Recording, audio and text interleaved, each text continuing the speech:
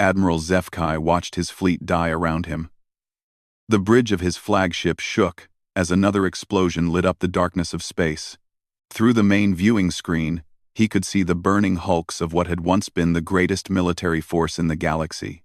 "Sir, we have lost contact with the Times Star Runner Times and the Times Wind Dancer, *, reported his communications officer. The young Corvani's voice trembled as she spoke. "That brings our total losses to 197 ships. HFY closed his 4 eyes and let out a long breath. 197 ships destroyed out of a fleet of 200. 3 ships left from the entire Corvani Alliance Navy. It was over. The enemy had come from the dark spaces between the stars. The Vorthak Empire had swept through Alliance space like a plague. Their ships were black and twisted, looking more like giant insects than spacecraft. They moved in perfect formation, attacking with the coordination that only a hive mind could achieve. "Admiral," called out his tactical officer, "the remaining Vorthak forces are pulling back. They are not pursuing us." HFY opened his eyes. Why would they stop the attack now? They had won. The alliance was finished. Then he understood. The Vorthak were not pulling back because they were tired or damaged. They were pulling back because they had achieved their goal. The alliance military was destroyed. Now they could begin the next phase of their plan. "Get me a secure channel to Dr. Yelenis at Sanctuary Station," HFY ordered. "We need to warn the civilian populations." The transmission took several minutes to connect. When Dr. Yelenis appeared on the screen, her face was pale. She was a scientist, not a soldier. But she had been following the battle through long-range sensors. "Admiral, please tell me you have good news," she said, though her expression showed she already knew the answer. "Doctor, we have 3 ships left. The Vorthak have stopped their attack, but not because we hurt them. They are regrouping for something else." HFY paused, gathering the strength to say the words that would doom their entire civilization. "I believe they are preparing to begin extermination operations on our worlds." Dr. Yelenis was quiet for a moment. As the Alliance's chief expert on alien biology, she had studied the Vorthak for years. She knew their methods. When they conquered a world, they did not enslave the population or demand tribute. They simply killed everyone and took the planet for themselves. "How long do we have?" she asked. "Based on their previous campaigns, I estimate 7 solar cycles before they begin systematic orbital bombardment of our core worlds. Maybe less." Dr. Yelenis nodded slowly. "Then we need to evacuate as many people as possible to the outer colonies. Doctor, there are 12 billion Alliance citizens on our core worlds alone. We do not have the ships to move even a fraction of them. And even if we did, the Vorthak would just hunt them down later." The scientist was quiet again. HFY could see her mind working, searching for solutions that did not exist. The Alliance had always been a peaceful organization. Their member species had given up war centuries ago. They had believed that intelligence and cooperation could solve any problem. The Vorthak had proved them wrong. "Admiral, bring your remaining ships to Sanctuary Station, Dr. Yelenis finally said. "I may have an idea, but I need access to the restricted archives." "What kind of idea?" "The kind that our ancestors would have called desperate and foolish, which means it might be our only option." 3 hours later, the damaged Alliance ships limped into the hidden space around Sanctuary Station. The station was built inside an old asteroid in a remote part of the galaxy. It had been designed as a research facility, far from the core worlds, where politicians and bureaucrats might interfere with sensitive experiments. HFY met Dr. Yelenis in the station's main laboratory. She was hunched over a computer terminal, scrolling through files that carried the highest security classifications in Alliance space. "Doctor, what are you looking for?" "Something we should have destroyed 50 years ago," she replied without looking up from the screen. "Something we kept hidden, because we were too afraid to deal with it properly. Something we should have destroyed. Something we kept hidden, because we were too afraid to deal with it properly." "I do not understand." Dr. Yelenis turned to face him. Her expression was grim. "Tell me, Admiral, what do you know about the quarantine zone in Sector 7? HFY frowned. "Only that it exists, and that no Alliance ships are permitted to enter it. The official records say it contains dangerous spatial anomalies. The official records lie. Dr. Yelenis pulled up a new file on her screen. Sector 7 contains a planet called Earth, and Earth contains a species that our first contact team classified as too dangerous to approach. The Admiral moved closer to read the file. What he saw made his blood run cold. The report was signed by Commander Veltar, one of the most respected exploration officers in Alliance history. Veltar had led first contact missions with dozens of species, all of them successful. But his report on the humans was different. Psychologically unstable, Zefkai read aloud. Prone to extreme violence. Capable of organized warfare on a scale that defies logic. Recommended classification. Extreme threat. Recommended action. Permanent quarantine. Quote. Honors Nesser. There is more, Dr. Yelenis said, scrolling down.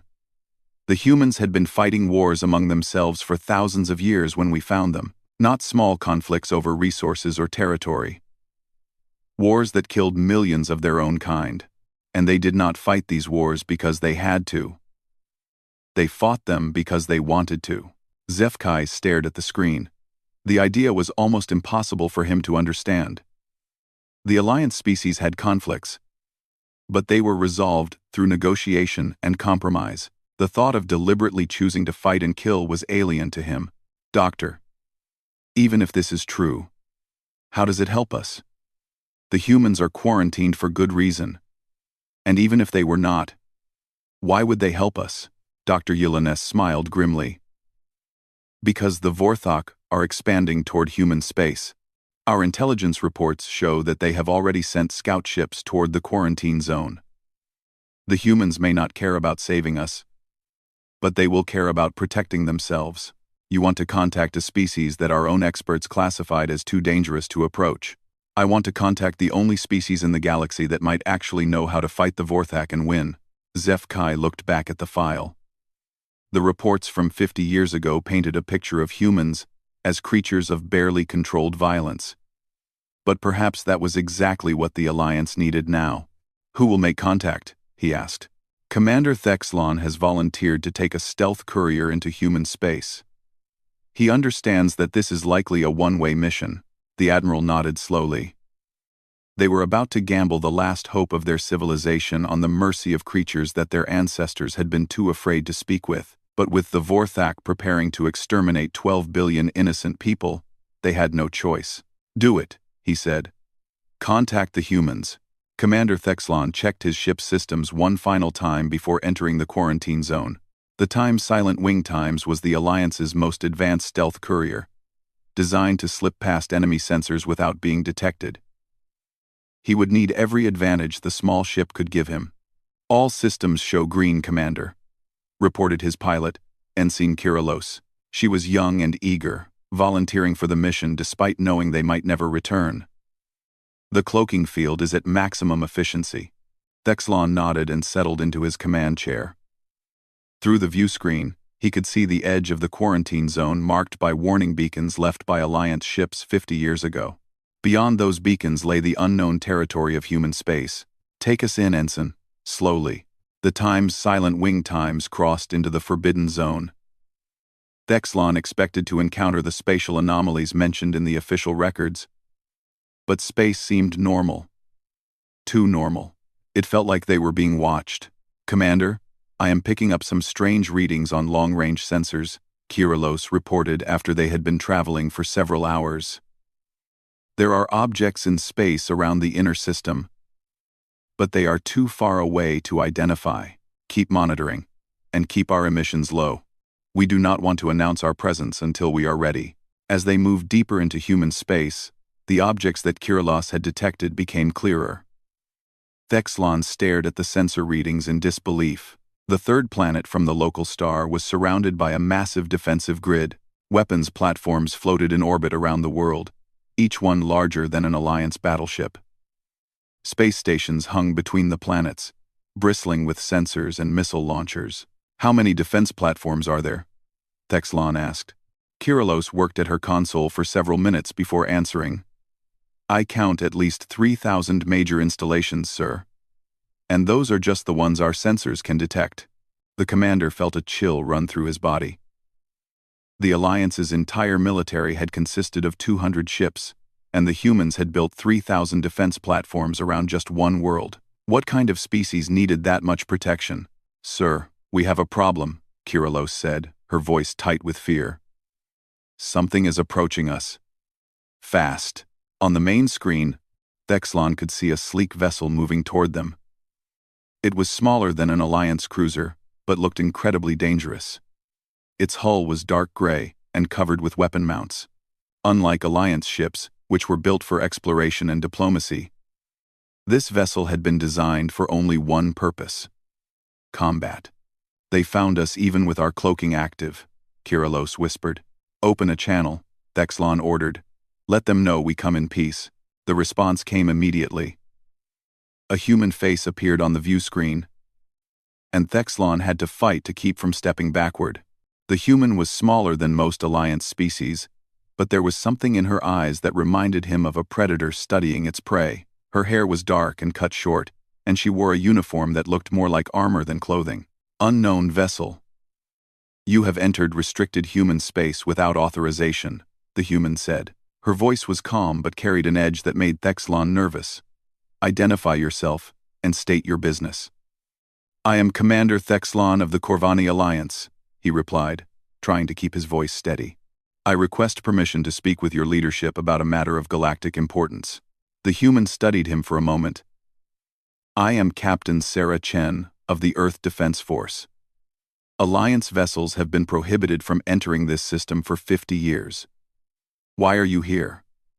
Thexlon took a deep breath. Captain Chen, my people are facing extinction. We need your help. Something changed in the human's expression. It was not sympathy or concern. It was interest, like a scientist examining an unusual specimen. Stand by, Captain Chen said, and the transmission cut off. 30 minutes later, Thexlon found himself aboard the human vessel. Captain Chen had brought him across in a small transport ship, along with 4 human soldiers who never let their hands move far from their weapons. The inside of the human ship was as intimidating as the outside. The walls were lined with what looked like ammunition storage, and every surface seemed designed for war. Captain Chen led him to a meeting room that doubled as an armory. She gestured for him to sit, while her soldiers took positions by the door. Now then, Commander, she said, settling into a chair across from him. Tell me about this extinction you mentioned. Thexlon explained the situation with the Vorthak Empire. He told her about the destroyed Alliance fleet, the planned extermination of civilian populations, and the Alliance's desperate need for help. Captain Chen listened without interruption, her face showing no emotion. When he finished, she was quiet for a long moment. So you want us to fight your war for you, she said finally. We are not asking humans to fight alone, Thexlon replied quickly.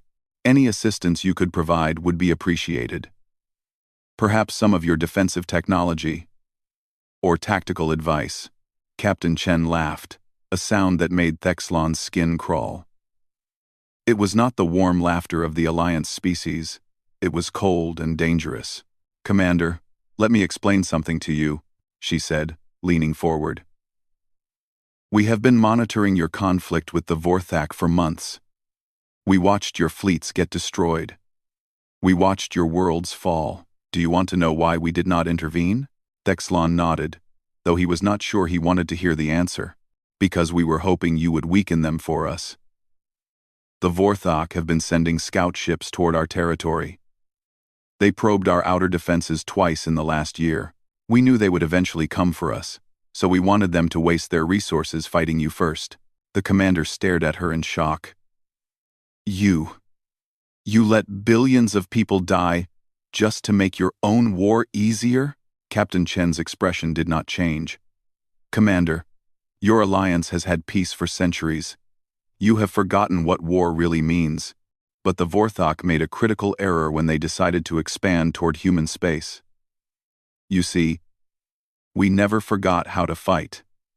We have spent 50 years preparing for this moment. She stood up and moved to a wall display. With a few touches, she brought up a star map showing the current positions of Vorthak forces. "These are not guesses or estimates," she said. "We have detailed intelligence on every major Vorthak fleet movement. We know their weaknesses, their tactics, their command structure. We have been preparing to fight them since the day your people put us in quarantine." Thexlon looked at the display in amazement. The information was incredibly detailed, far beyond anything the Alliance had been able to gather. "How do you know all this?" Captain Chen smiled, and Thexlon decided he never wanted to see a human smile again. "Because we have been fighting them in small engagements for months. They do not know it yet, but they have already lost ships to us. We have been testing their defenses, learning their patterns, preparing for the real war to begin." She turned back to him. "The Vorthak celebrate their victory over you because they think the galaxy is full of species like yours. Peaceful, civilized, predictable. They have never fought a species that considers war to be an art form." Captain Chen handed him a data storage device. "Take this to your admiral. It contains everything we know about Vorthak operations. Consider it a gift. What do you want in return? Nothing. The Vorthak have made themselves our problem. We are going to solve it. The question is whether your people want to watch from the sidelines, or if you want to learn how war is really fought." As Thexlon prepared to leave the human ship, he realized that his mission had succeeded beyond his wildest hopes. The humans would fight the Vorthak. But he was no longer sure if that was a good thing. Admiral Zefkai stared at the data that Commander Thexlon had brought back from human space. The intelligence files contained information about Vorthak fleet movements that the Alliance had never been able to gather. Ship specifications, communication frequencies, even detailed maps of their supply routes. "This is impossible," Dr. Yelanes said, reading over his shoulder. "Some of this data is from last week. How could the humans know about Vorthak operations in real time?" "According to Captain Chen, they have been fighting small battles with Vorthak scouts for months," Thexlon explained. "The Vorthak do not even know they are at war with humanity yet." The Admiral scrolled through tactical assessments that made his blood run cold. The humans had identified 17 different ways to disrupt Vorthak hive mind communications. They had weapons designed specifically to penetrate Vorthak armor. Most disturbing of all, they had detailed plans for what they called total xenocide protocols, in case the Vorthak proved to be an existential threat. "These are not the tactics of a defensive species," Zefkai said quietly. "These are the plans of conquerors." "Sir, we are receiving a transmission from the edge of the system," reported the communications officer. "Unknown ships requesting permission to approach." Zefkai and the others moved to the main display. What they saw made them step backward in shock. A fleet of 12 human vessels had appeared at the edge of Sanctuary Station's system. The ships were massive, larger than anything the Alliance had ever built. Their hulls were scarred from battles, with weapon ports covering every surface. The lead ship was enormous, almost the size of a small moon. It looked less like a spacecraft, and more like a flying fortress. Letters on its hull spelled out a name that sent chills through the Alliance observers. Asterisk, Retribution, asterisk. "This is Captain Sarah Chen aboard the human dreadnought Times. Retribution, asterisk," came a familiar voice over the communication system. "Requesting permission to dock for joint operations planning." "Permission granted," Zefkai replied, though he wondered if he was making a terrible mistake. 2 hours later, Captain Chen walked into the main conference room at Sanctuary Station. She was followed by 6 human officers, all of them carrying weapons, and wearing the same predatory expression that had disturbed Thexlon. The humans moved like soldiers who had seen real combat, their eyes constantly scanning for threats. "Admiral, thank you for agreeing to this meeting," Captain Chen said as she took a seat across from the Alliance leadership. "I trust Commander Thexlon delivered our intelligence package safely." "Yes, and we are grateful for the information. But I must ask, how were you able to gather such detailed data about our enemy?" Captain Chen exchanged glances with her officers. "Admiral, are you familiar with the concept of asymmetric warfare?" Zefkai shook his head. The Alliance had never needed to study military tactics. It means fighting an enemy using methods they do not expect, one of Chen's officers explained. The Vorthak expect their opponents to engage them in large fleet battles. So we avoid large fleet battles. Instead, we use stealth ships to attack their supply lines, plant listening devices on their communication networks, and eliminate their scouts before they can report back. You have been attacking them without declaring war? Dr. Yelenis asked, sounding shocked. Doctor, war is not a game with rules, Captain Chen replied. The Vorthak certainly do not follow any rules when they exterminate entire species. We fight to win, not to feel good about ourselves. Admiral Zefkai pulled up a tactical display showing Vorthak fleet positions. Captain, our remaining forces consist of 3 damaged cruisers. Your fleet is impressive, but the Vorthak have over 1,000 ships spread across Alliance space. How can we possibly defeat them? By not fighting them the way they expect to be fought, Chen answered. Look at this display. She activated her own tactical system, which showed the same Vorthak positions, but with additional information.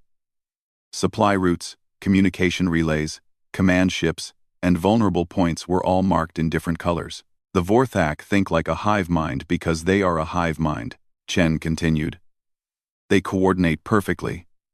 But that coordination depends on constant communication between their ships. Cut the communication, and their perfect coordination becomes a weakness. One of her officers, a man with scars covering half his face, pointed to several locations on the map. These are their primary communication relay stations. Destroy them, and entire Vorthak fleets will be unable to coordinate with each other.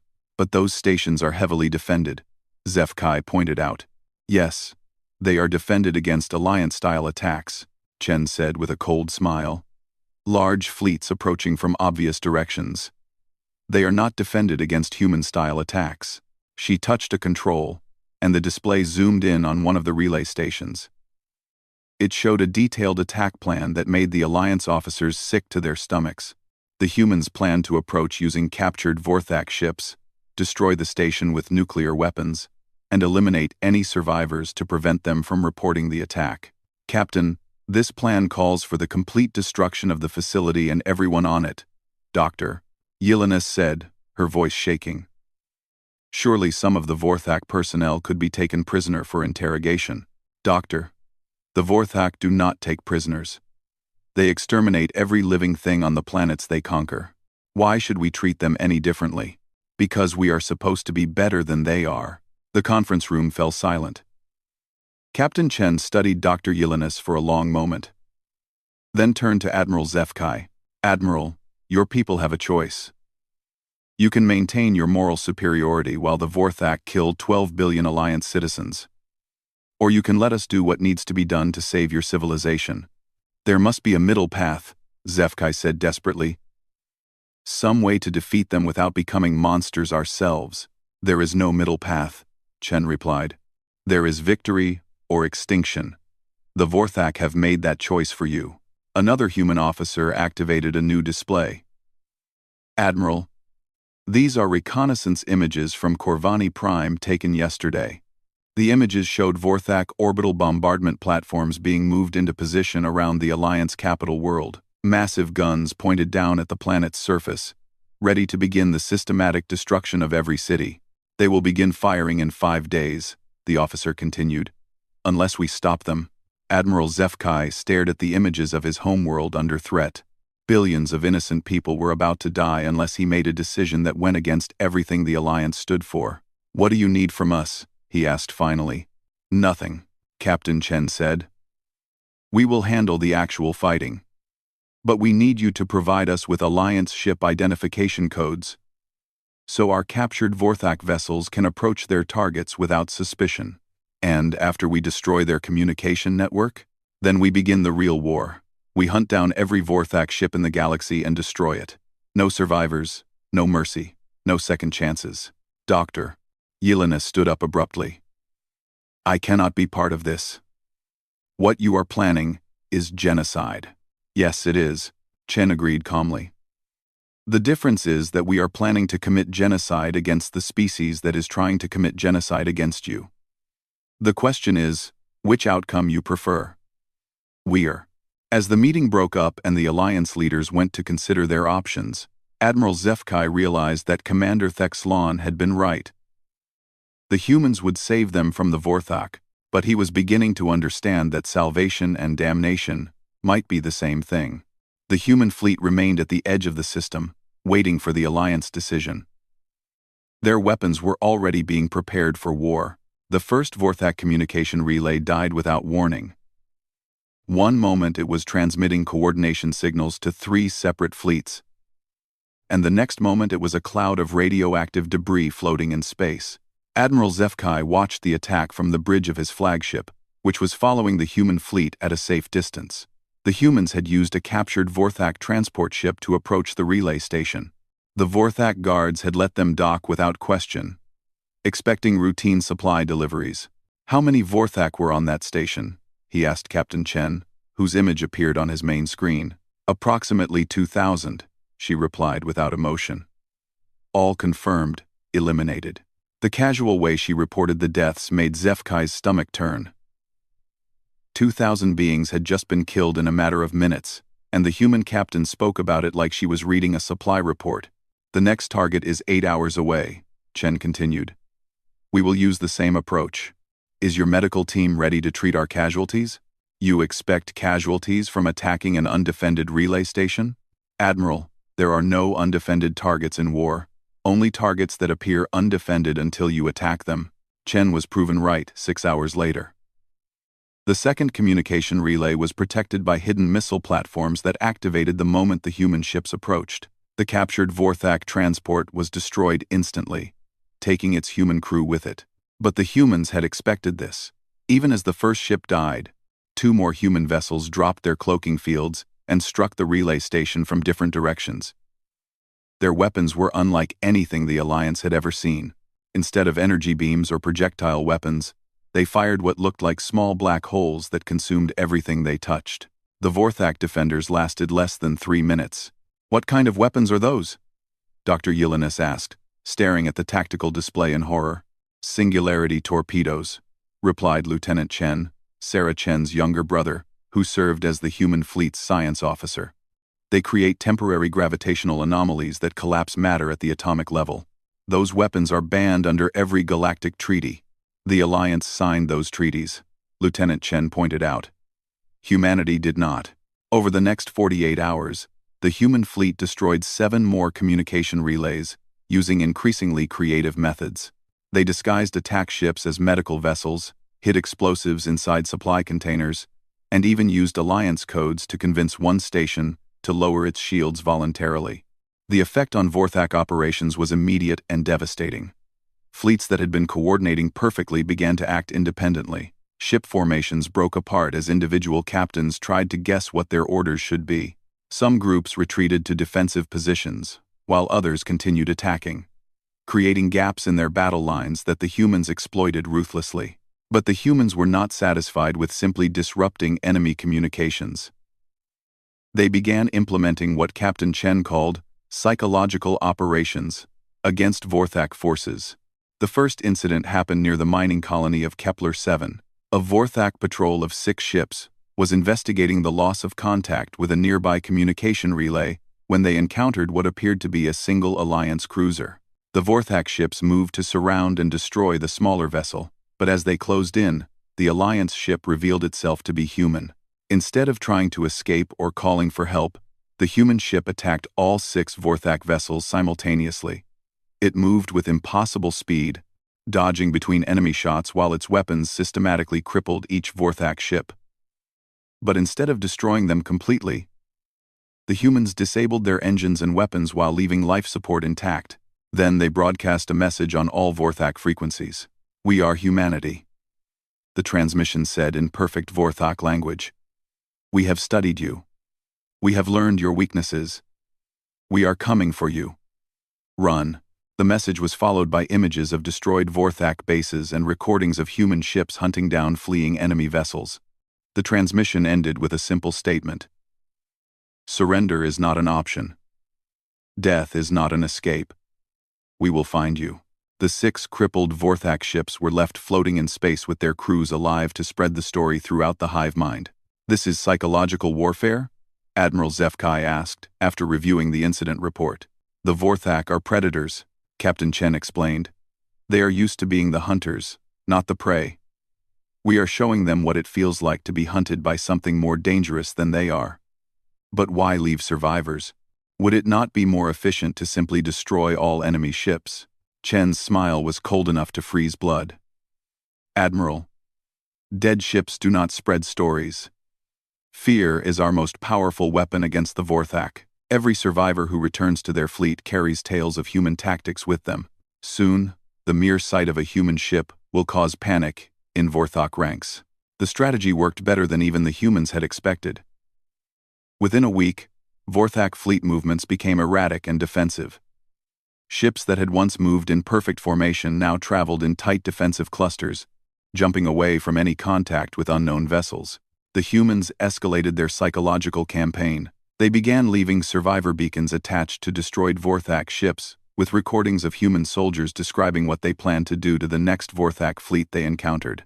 They broadcast false surrender offers on Vorthak communication frequencies, only to attack any ships that responded. Most disturbing of all, they began a practice they called marking. When human ships encountered Vorthak vessels, they would disable them but leave the crews alive with a simple message burned into the ship's hull. Marked for death. The marked ships were allowed to return to their bases, but human strike teams would track them and attack whatever facility they docked with. The Vorthak military is beginning to refuse contact with their own marked ships. Dr. Yelenis reported after analyzing intercepted enemy communications. They are abandoning their own people rather than risk human attacks. Good, Captain Chen replied. Fear makes them predictable. Predictable enemies are easy to defeat. But not all Alliance observers were pleased with human tactics. Admiral Zefkai found himself questioning whether they were winning a war or simply replacing one nightmare with another. Captain, I must ask you about your long-term intentions, he said during a private meeting. After the Vorthak are defeated, what does humanity plan to do? Return to our space and continue our lives, Admiral. We have no interest in conquest or empire building. And if other species threaten human space in the future? Captain Chen was quiet for a moment, then answered with the same cold smile that had become her trademark. Then those species will learn the same lesson the Vorthak are learning now. Humanity does not start wars, Admiral. But we do finish them. Outside the conference room windows, human ships patrolled the space around Sanctuary Station. Their weapons were always ready, their crews always alert. They looked less like protectors and more like apex predators temporarily at rest. Admiral Zefkai began to understand why the Alliance had quarantined humanity 50 years ago. The question that haunted him now was whether they had been wrong to break that quarantine, even to save themselves. The main Vorthak fleet made its final stand at Proxima Centauri, an empty star system on the edge of Alliance space.